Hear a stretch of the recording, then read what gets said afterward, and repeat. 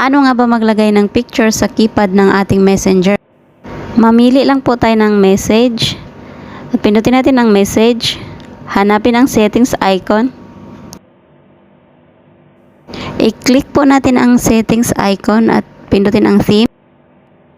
Pindutin natin ang plus sign para makapag-upload na po tayo ng picture na gusto nating ilagay na picture sa ating keypad sa ating messenger.